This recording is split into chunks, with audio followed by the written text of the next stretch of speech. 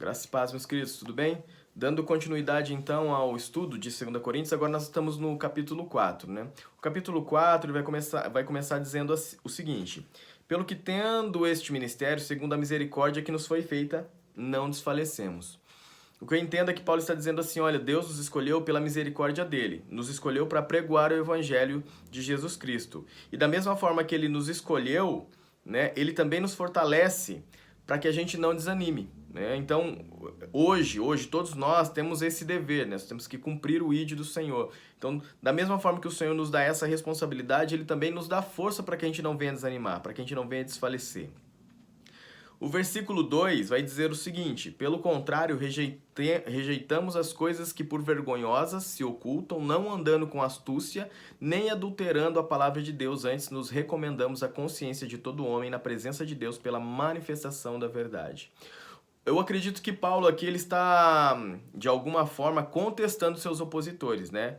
Ele está dizendo, olha, assim, a gente não anda com astúcia, não adultera a verdade, a gente não ocultam as coisas vergonhosas. Então o que eu percebo é que Paulo está falando assim, olha, esses homens que estão me opondo, eles fazem tudo isso, eles adulteram a verdade, eles são espertos, são malandros, né? Eles querem ganhar vocês na conversa. Então, o que eu percebo é que Paulo está contestando os seus opositores, dizendo assim, olha, nós não fazemos isso, né? Nós andamos, caminhamos e pregamos a verdade, nós não adulteramos a verdade de Cristo. Então, eu entendo que Paulo está ali apontando alguns erros que seus opositores tinham e que era para o povo prestar atenção a respeito disso, né? E só para lembrar vocês, só para que me veio uma mensagem, né? Algum tempo atrás eu trouxe uma mensagem a respeito da manipulação da palavra de Deus, né? Eu usei o texto de Êxodo 25, do 12 ao 16, que fala sobre a criação da Arca da Aliança, e aí está escrito nessa passagem específica, vai falar sobre as argolas, né, nas laterais da arca e os varais que atravessavam essas argolas para que os levitas pudessem carregar a Arca da Aliança.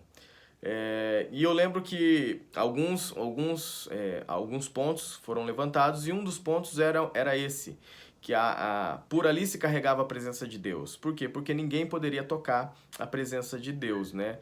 E hoje se manipula a verdade, toca-se a presença de Deus, se manipula a verdade para que alguns sejam beneficiados, ou pastores, ou líderes, ou algumas pessoas sejam beneficiadas, ou às vezes nós mesmos, né? Nós lemos um texto fora de contexto e queremos nos beneficiar daquele texto, porém não compreendemos tudo que o autor ali está querendo dizer. Então, nos utilizamos assim, de um pequeno trecho da Bíblia para justificar a nossa postura. E isso é incorreto, né? Isso nós estamos fazendo é manipular a presença de Deus. E eu me lembro de ter dito também que nós não manipulamos a presença de Deus nem por algo que nós achamos que será bom para a pessoa, né? Às vezes você não quer falar que a pessoa está errada, está em pecado. É lógico, você não vai acusá-la de algo, mas você vai alertá-la. Olha, eu acho que isso é errado, eu acho que isso que você está fazendo é errado. Nem assim a gente pode manipular a presença de Deus, né? Há um texto que vai dizer assim que Davi recupera a Arca da Aliança, então ele vem carregando ele em carros de boi e um boi dele, um daqueles bois tropeça e Uzá, que não era da tribo de Levi, ele vai e tenta segurar a Arca da Aliança para que ela não caia. Talvez todos nós, se estivéssemos naquele momento ali, nós iríamos segurar a Arca da Aliança, porque simbolizava a presença de Deus e ela estava caindo. Então, Uzá foi fazer uma coisa boa e por conta disso ele morreu. Então, assim, nem quando é uma coisa boa você pode esconder a verdade, né? Eu não vou falar porque a pessoa, nossa, olha, ela vai ficar chateada se eu falar isso. Não, você precisa falar, você precisa alertar, porque você não pode manipular manipular a palavra nem para que seja em benefício de alguém. Amém? Mas uma coisa também que fica claro ali é que Paulo está dizendo o seguinte, ali na parte B do versículo 2, né? Ele diz o seguinte: Antes nos recomendamos a consciência de todo homem na presença de Deus pela manifestação da verdade. O que isso quer dizer? Quer dizer que Paulo, ele pregava a verdade, né? E ele não adulterava a verdade. E todo homem honesto, sincero, temente a Deus, iria perceber isso. É isso que ele está dizendo nesse versículo. Se você pegar a versão NVT, vai ficar muito mais claro isso que eu estou querendo dizer para você. Paulo pregava a verdade, então todo homem que conhecia a verdade sabia que aquilo era verdade. Então, entre aspas, o que eu entendo que Paulo está querendo dizer, olha, não preciso convencer ninguém de que eu estou falando a verdade, porque se você conhece a palavra, conhece o Senhor, você sabe que eu estou falando a verdade. É isso que Paulo está querendo dizer ali no versículo 2. O versículo 3 e o versículo 4, apesar de não aparecer, pelo menos na versão ARA, né, Almeida Revista Atualizada, que é a que eu utilizo aqui para fazer o estudo, apesar de não aparecer a palavra véu, eu entendo que está fazendo uma alusão ao véu que cobria o rosto de Moisés no estudo anterior de 2 Coríntios 3. No versículo 13 vai falar sobre o véu que cobriu o rosto de Moisés, né? Então, apesar de não aparecer a palavra véu aqui, eu entendo que sim, está fazendo uma alusão ao véu que cobriu o rosto de Moisés, porque ele diz assim no versículo 3, mas se o nosso evangelho ainda está encoberto, é para os que se perde que está encoberto. Ou seja, para mim ele está fazendo essa comparação do véu que cobriu o rosto de Moisés e impedia as pessoas de verem a glória de Deus que se desvanecia, né? Mas eu também entendo que é Mateus 27, 50 e 51, quando fala sobre o véu que separava o santo dos santos do santo lugar. O véu ali em Mateus 27, 50 e 51, o véu está se rompendo ali de alto a baixo, né? E permitindo agora, então, que nós possamos acessar ao Senhor através da morte de Jesus Cristo, pela fé em Jesus Cristo, né? Então eu entendo que o versículo 3 e o versículo 4, ele está falando sobre esse véu, né? Apesar de não aparecer a palavra véu ali. O versículo 4 vai dizer o seguinte, nos quais o Deus deste século cegou o entendimento dos incrédulos. Quem é o Deus deste século? Satanás. Satanás é o Deus deste século. Então ele está dizendo, olha, Satanás impede as pessoas de que o evangelho, que resplandeça o evangelho da glória de Cristo, né? Então, o que ele está dizendo é que Satanás coloca esse véu sobre o coração das pessoas e impede as pessoas de perceberem que o evangelho, que a Bíblia, a palavra de Deus, naquele tempo não havia tudo isso, mas impedem de reconhecer a glória de Cristo, a resplandecência da glória de Cristo. E aí eu entendo novamente que Paulo está fazendo uma alusão ao rosto de Moisés, porque o véu que cobriu o rosto de Moisés, a princípio, era para impedir que as pessoas olhassem para a glória de Deus que brilhava sobre o rosto de Moisés. Então, porque ninguém conseguia ficar olhando o rosto de Moisés. Então eu entendo que, assim, ele está querendo fazer essa alusão, essa comparação. Olha, o véu no rosto de Moisés impedia que as pessoas vissem a glória de Deus no rosto de Moisés. E hoje, o Deus deste século coloca um véu sobre o nosso coração para que a gente não possa perceber a glória de Deus resplandecendo através de Jesus Cristo, né? Então, é essa comparação que Paulo está fazendo. E aí no finalzinho ele vai dizer o qual é a imagem de Deus. Jesus Cristo é a imagem de Deus. E isso vai estar em Colossenses 1,15, dizendo que Jesus é a... Deixa eu ver aqui, deixa eu abrir aqui para vocês, meus queridos. Colossenses 1,15 vai dizer o seguinte, ele é a imagem do Deus invisível, o primogênito de toda a criação. Em Hebreus também 1,3 você vai perceber que vai falar sobre que Jesus Cristo é a imagem de Deus, né? O versículo 5, o versículo 5 diz o seguinte, porque não nos pregamos a nós mesmos, mas a Cristo Jesus como Senhor e nós mesmos como vossos servos por amor de Jesus. Eu acredito mais uma vez que Paulo estava contestando seus opositores. Provavelmente aqueles homens eram soberbos, arrogantes, né, insuflados, né, consigo mesmo, e se colocava em uma posição de superioridade em relação às outras pessoas. Esses homens que se opunham a Paulo provavelmente tinham essa postura. E Paulo estava falando isso, olha, nós estamos falando de nós mesmos. Nós estamos pregando que nós somos melhores que vocês, que nós conhecemos mais a Bíblia, a palavra de Deus do que vocês. Nós estamos falando e nos mostrando, querendo mostrar que nós somos conhecedores da verdade, do Evangelho. Nós não somos... Então, Paulo está dizendo isso, ele não está pregando a si mesmo. E eu acredito que ele está, de certa forma, atacando ali uma pedra naquele pessoal que estava se opondo a ele, porque esses homens provavelmente eram esses homens insuflados, né? Que eram os detentores da verdade, os homens que conheciam a palavra de Deus, né? E é isso que ele está dizendo no versículo 5. E aí ele faz de novo, para mim, Paulo ele é um cara excelente, né? E eu acredito que ele está fazendo uma comparação quando ele diz o seguinte assim, olha, e nós mesmos como os vossos servos, por amor de Jesus, né? Eu falo que ele está fazendo uma comparação pelo seguinte, ele está fazendo uma comparação pelo seguinte, é que veio uma ligação aqui, meus queridos, eu tive que desligar a ligação ali. Eu acabei me perdendo também. Eu acredito que Paulo está fazendo uma comparação, por quê? Porque lá em 1 Coríntios 1,13 vai dizer assim, olha, nós somos de Paulo, eu sou de Cefa, eu sou de Apolo, eu sou de Cristo, né? Ele se considerando como sendo de outras pessoas. Só que se você abrir 1 Coríntios 3:22 vai dizer assim, não, Paulo, tanto Paulo como tu Cefas, quanto Apolo, todos eles são de vocês. Ou seja, não são as pessoas. Às vezes os pastores, os líderes, eles querem dominar sobre as pessoas. E eles não estão ali para dominar sobre as pessoas ou para ser superior àquelas pessoas. Ao contrário, eles tinham o dever de ser servo daquelas pessoas. Então, e é isso que Paulo está dizendo, né? Nós não estamos falando de nós mesmos. Muito pelo contrário, nós somos servos de vocês por amor a Jesus Cristo. Né? Então, meus queridos, nós temos que nos alertar, prestar atenção a respeito de pessoas que querem, ao invés de serem servos, né, numa posição de liderança, numa suposta posição de liderança, o cara é um pastor, o cara é um mestre, o cara é um apóstolo, um profeta, é um presbítero, é um diácono, é o líder do ministério tal. Quando essas pessoas não servem, mas ao contrário querem ser servidas, nós temos que estar atentos a isso, porque Paulo está dizendo isso, olha, nós estamos falando de nós mesmos, mas nós somos servos de vocês, nós estamos aqui para servir. E provavelmente esses homens queriam ser servidos, porque eles tinham conhecimento, esses opositores de Paulo queriam ser servidos porque eles tinham um conhecimento superior àquele povo, né?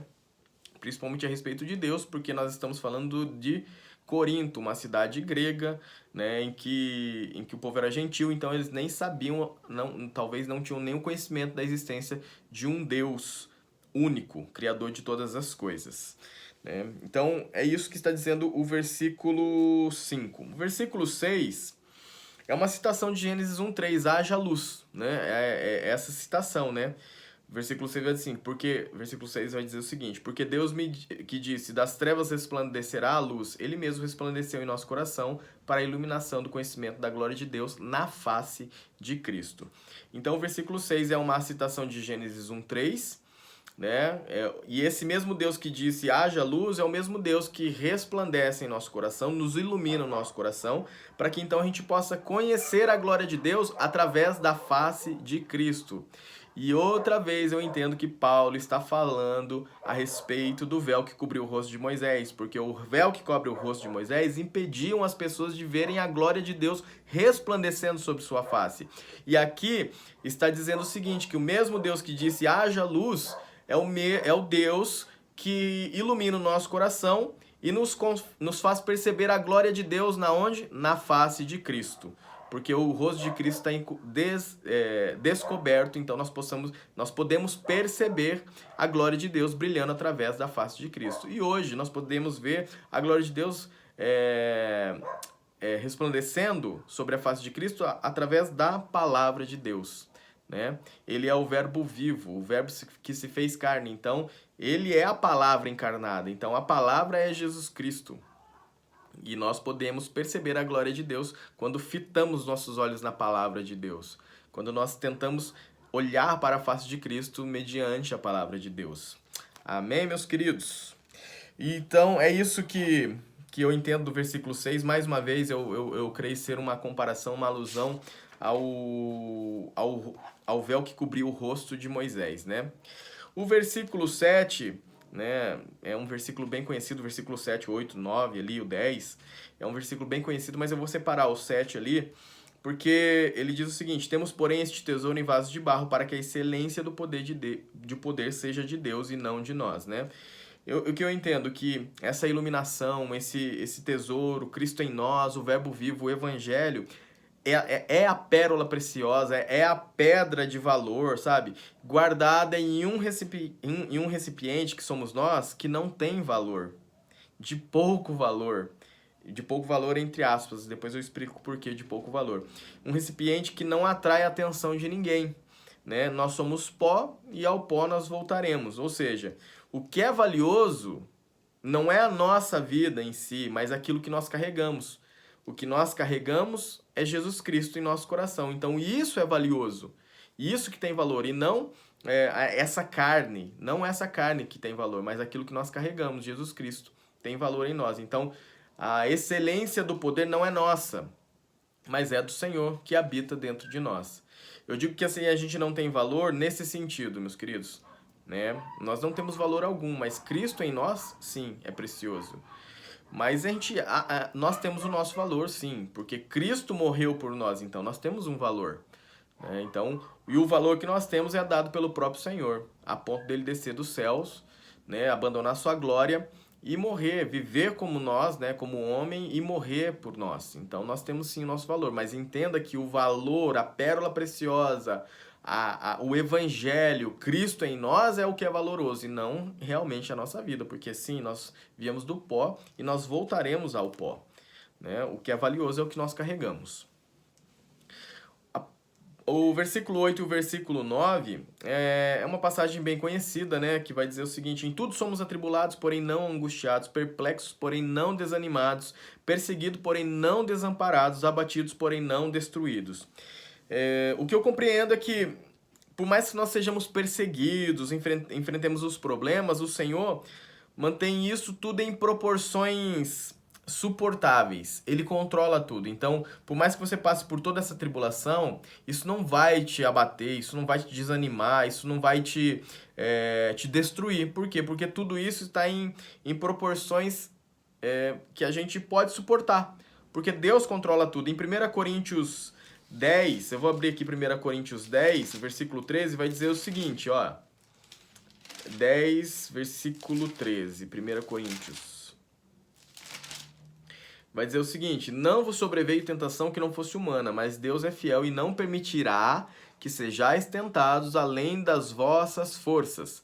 Pelo contrário, juntamente com a tentação vos proverá livramento, de sorte que possais suportar. Ou seja, tudo aquilo que nos sobrevém, né, todo problema que vem sobre as nossas vidas, eu entendo que o Senhor deixa em proporções suportáveis para que a gente não desfaleça, para que a gente não desanime, para que a gente não morra com isso, para que a gente não seja destruído com isso. Amém? No versículo 10 ao versículo 11 vai dizer o seguinte: levando sempre no corpo o morrer de Jesus, para que também sua vida se manifeste em nós, em nosso corpo. Porque nós que vivemos somos sempre entregues à morte por causa de Jesus, para que também a vida de Jesus se manifeste em nossa carne mortal. O versículo 10, versículo 11, o que eu quero dizer é que Paulo, o que Paulo está querendo dizer ali, e aí eu acho que o versículo 14 vai complementar aquilo que ele está dizendo aqui. O que nós precisamos entender é o seguinte: é que a perseguição que Paulo enfrentava não era somente as pessoas contestando ele, se opondo a ele, negando o seu apostolado, as suas palavras, denegrindo a sua imagem, falando, Paulo não é isso não, Paulo é não sei o quê, Paulo é mentiroso, Paulo nem é um dos 12. A oposição que Paulo enfrentava não era somente essa oposição que nós enfrentamos, né? Mas a oposição que Paulo enfrentava era de homens que buscavam prendê-lo, torturá-lo, matá-lo, né? Se você ler Atos 9:16, vai dizer assim que Paulo ia perceber o quanto importa sofrer pelo nome de Cristo, né? O que Cristo iria fazer com ele ele sabia que ele ia passar por tudo isso, né? Eu imagino que ele sabia que ele ia passar por tudo isso, porque como ele foi perseguidor de cristãos, então Cristo ia fazer com que ele fosse perseguido e ele ia ver o quanto era importante sofrer pelo nome de Cristo, né? Então o que Paulo sofria não era somente a pessoa falar, vou falar sobre mim, né? O Marcelo, esse moleque aí nem sabe o que ele tá falando. Nem sabe o que ele tá pregando, ele nem conhece a Bíblia, é um cara que não tem maturidade, né? Então Paulo não enfrentava só esse tipo de acusação, mas não, mais do que isso, ele era perseguido mesmo, açoitado, né? Nós vamos perceber isso quando nós lemos ali 2 Coríntios, o capítulo 11, vai perceber todo o problema que Paulo enfrentava. Então, não era somente a morte, entre aspas, espiritual, né? Mas era sim, ele era perseguido para uma morte física, né? Então ele diz assim, olha, porque nós vivemos, somos sempre entregues à morte por causa de Jesus. Ou seja, ele sabia que enquanto ele estivesse vivo, pregando o evangelho de Cristo, ele ia ser perseguido a ponto de as pessoas quererem matá-lo mesmo, né? Então é isso que está dizendo aí o versículo. É isso que nós precisamos entender quando Paulo diz isso no versículo 10, no versículo 11, né? No versículo 12, diz que, de modo que em nós opera a morte, mas em vós a vida. O que eu entendo? Nós caminhamos para o morrer diário. Aqui estou falando de uma morte espiritual. Nós negamos a nós mesmos, tomamos a cruz de Cristo e nós seguimos a Cristo. Então, o nosso morrer é diário. Nós temos que ter uma postura cristã, nós temos que lutar contra os nossos instintos carnais, contra a vontade da nossa carne diariamente. E quando nós fazemos isso, quando nós lutamos contra isso, através de nós a vida de Cristo se manifesta a outros, né? Quando nós morremos espiritualmente, morremos na nossa carne, né? Espiritualmente falando, morremos para a nossa carne, Cristo se manifesta através de nós e se revela através de nós, né? A glória de Deus se manifesta então, né, através das nossas vidas. Outras pessoas olham para nós e começam, pô, esse cara é diferente, né? Por quê? Porque você morre diariamente para você mesmo. Por quê? Porque você quer apresentar Jesus Cristo a outros. É isso que eu entendo do versículo 12. Do versículo 13, tendo porém o mesmo espírito da fé, como está escrito, eu criei, por isso é que falei, também nós cremos e por isso também falamos. O que eu entendo se tiver uma Bíblia de estudo, ele vai dizer que é uma citação do Salmo 116, versículo 10. Mas eu também me lembro de Romanos 10, 17, né? De sorte que a fé vem pelo ouvir e ouvir a palavra de Deus. O que eu entendo? Que se eu ouvir a palavra de Deus e eu crer, então eu também falarei a outros para que ouçam e também creiam. Então, se eu criei e falei, por quê? Porque eu criei, isso é bom, e isso me trouxe mudança, isso me trouxe esperança. Então, se isso é bom para mim, eu quero que outras pessoas também experimentem isso que eu estou vivendo, isso que eu estou experimentando.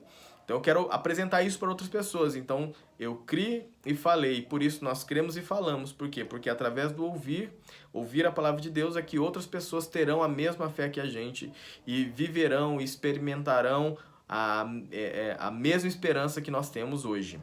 É isso que eu entendo do versículo 13. O versículo 14, né, como eu disse, é uma continuação, um complemento do versículo 10 e do versículo 11. Né? Não é somente uma morte espiritual, mas é uma morte física. Não é somente uma morte espiritual, assim, vou morrer para mim mesmo. Não, mas é uma morte física, natural. E da mesma forma que Cristo morreu e ressuscitou, nós também seremos ressuscitados com Cristo. É isso que está dizendo o versículo 14. Não só uma morte espiritual, mas uma morte física. Nós morreremos, um dia nós morreremos. Se há uma certeza na nossa vida, a partir do momento que nós nascemos, é que um dia nós vamos morrer. Essa é a única certeza que todo ser humano nasce. A única certeza que nós temos ao nascermos é essa, que um dia nós vamos morrer, né? E essa morte natural, essa morte natural, nós cremos que um dia Jesus Cristo que ressuscitou dentre os mortos, também o Senhor Deus que ressuscitou Jesus Cristo também irá nos ressuscitar. Né? Então nós viveremos com ele. É isso que eu entendo que é o versículo 14, uma complementação, uma continuação do versículo 10 e do versículo 11. Né? O versículo 15 vai dizer o seguinte, que toda essa obra, tudo isso que foi feito, é por amor a cada um de nós, né? É por amor a cada um de nós. E conforme a graça multiplica, alcançando outros, o nome do Senhor é glorificado por outras pessoas, né? Hoje, eu conheço a Cristo, então eu glorifico o Pai. Vai dizer assim que torne abundante as ações de graças, né? Então eu agradeço ao Pai, né? Porque eu fui encontrado por sua graça, né? E a graça dele me alcançou e hoje eu tenho salvação. Então eu agradeço ao Senhor, eu glorifico o Senhor. né? E quanto mais pessoas conhecem o Senhor, mais pessoas irão glorificar o nome do Senhor. Mais pessoas irão receber essa salvação e mais pessoas irão glorificar o nome do Senhor Jesus Cristo. E é isso que diz aí o versículo 15, né? Porque todas as coisas existem por amor de vós, né? Para que a graça multiplicando-se torne abundantes as ações de graças por meio de muitos, para a glória de Deus. Ou seja, a graça que nos alcança, a partir do momento que nós espalhamos o evangelho, alcançará outras pessoas, e essas outras pessoas irão agradecer a Deus e glorificar a Deus, né? Muito mais pessoas vão fazer isso, e isso irá engrandecer o nome do Senhor. É isso que está dizendo o versículo 15, né? O versículo 16, novamente, Paulo cita aquilo que ele falou no versículo 1 desse mesmo capítulo. Ó, nós não desanimamos, né? E eu havia dito assim que, da mesma forma que Deus nos incumbe a pregoar o evangelho, ele também nos fortalece para não desanimarmos. E de que forma que ele nos fortalece? Agora Paulo diz não desanimamos, mas ele já está concluindo. Por que de que forma que ele nos fortalece? Nos fortalece por conta do versículo 14, eu entendo, né? Que diz assim, ó, o Senhor Jesus também nos ressuscitará, sabendo que aquele que ressuscitou o Senhor Jesus também nos ressuscitará com Jesus e nos apresentará convosco. Ou seja, o mesmo Deus que ressuscitou a Jesus Cristo irá nos ressuscitar. Por isso eu não desanimo, porque a minha esperança não está nessa terra, né? Não está nessa vida, a minha esperança está na eternidade, né? A viver com o Pai, a viver com Cristo, a viver com a Trindade. É isso que o versículo 16 está querendo dizer, né? E aí ele vai dizer o seguinte, mesmo que o nosso homem exterior se corrompa. Esse homem exterior se corrompa, não é o cara ser corrompido pelo pecado em si, mas eu entendo que ele está caminhando para a morte, né? Cada dia nós ficamos mais velhos e cada dia nós nos aproximamos mais da nossa morte, né? Então é isso que ele está querendo dizer. Mesmo que nós estejamos caminhando, envelhecendo, caminhando para a morte, ainda assim somos interiormente renovados pela nossa fé em Cristo Jesus, né? Por mais que a gente esteja caminhando para a morte diariamente, pensar assim parece até ser meio macabro, né? Mas sim, nós estamos caminhando. Cada dia que passa, nós estamos mais perto da nossa morte. E isso é natural. Porém, por mais que estejamos caminhando em direção à morte, nosso homem interior se renova. Nosso homem interior se renova através da nossa fé em Jesus Cristo. Nós temos essa consciência disso. O versículo 17, gente, o versículo 17 eu sou apaixonado por ele, porque quem diz isso é Paulo, né? Ele diz o seguinte, porque a nossa leve e momentânea tribulação produz para nós eterno peso de glória acima de toda comparação. Eu acho incrível quando Paulo diz o seguinte, a nossa leve e momentânea tribulação. Porque se você ler ali o capítulo 11 de 2 Coríntios, a partir do versículo 16, você vai perceber que a tribulação dele não foi leve nem momentânea, né? Paulo ele foi preso, açoitado, foi apedrejado, ficou à deriva no mar. Então, assim, ele morreu, quase morreu por algumas vezes. Então, não foi algo, assim, leve. Não foi algo leve. E isso era o que ele enfrentava, não vou dizer diariamente, mas era o que ele enfrentava quando ele pregava o evangelho. Por isso que ele diz lá no versículo 11, porque nós que vivemos somos sempre entregues à morte por causa de Jesus. Então, ele não passou por uma leve tribulação e momentânea tribulação. Momentânea pode até ser, mas leve tribulação, não. Ele passou por uma tribulação muito pesada. Acho que, não sei se nós, hoje, nos dias de hoje, conseguiríamos enfrentar o que Paulo enfrentou, né?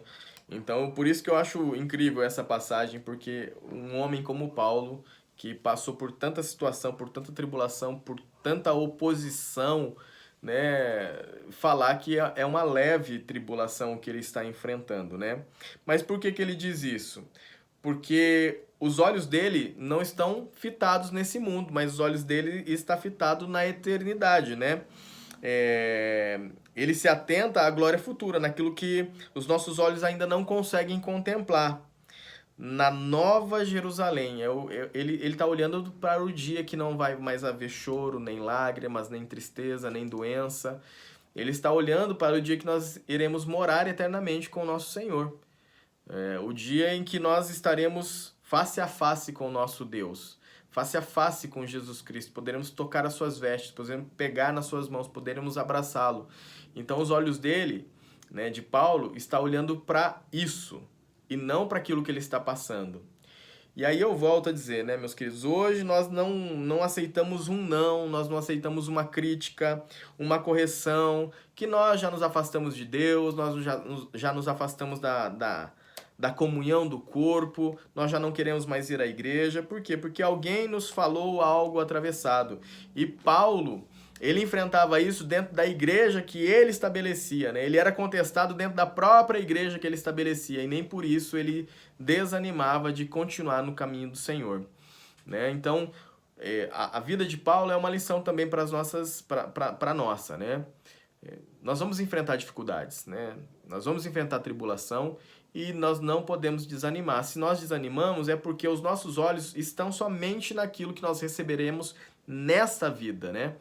E 1 Coríntios 15, 19 diz o seguinte, 1 Coríntios 15, 19, acho que é 15, 19, deixa eu abrir aqui.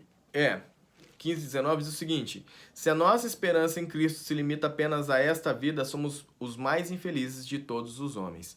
Meus queridos, se você recebe um não, se você recebe uma crítica, uma correção, seja em amor ou não seja em amor, né? Você não pode esperar somente para essa vida. Você tem que entender que existe algo superior a isso. Existe uma nova era, existe um novo tempo com o Senhor. Se você se desanima, se você se entristece com as coisas que acontecem nesta terra somente, e você espera uma justiça de Cristo somente para essa terra, ou se você aguarda em Cristo Jesus bênçãos e prosperidade, e você ser talvez conhecido no meio gospel, ou você ser um grande homem de Deus, você só espera isso aqui nessa terra, meu querido, você é o mais infeliz de todos os homens. Porque o que o Senhor tem é muito maior. Nem olhos viram, nem ouvidos ouviram, nem jamais penetrou no coração do homem aquilo que Deus tem preparado para aqueles que o amam. Ou seja, isso não é nada, né?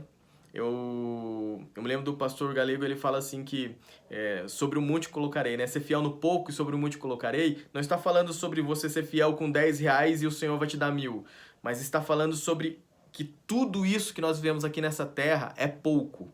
Tudo isso que nós temos nessa terra, você pode ter 25 milhões de dólares na sua conta, você pode ter dinheiro pra caramba e você pode viajar o mundo, mas tudo isso nessa terra é pouco, né? Por quê? Não há o que se compara à glória daquilo que está por vir. Amém? Então, meus queridos, se você passa por tribulação, por dificuldade, por problemas, por tempestades, né? Não desanime e nem fite os olhos nisso, mas coloque o seu coração, os seus olhos na eternidade. Amém? Esse foi o estudo de 2 Coríntios capítulo 4. Espero que vocês tenham entendido, que nós possamos crescer juntos através desses estudos. Deus abençoe a cada um de vocês.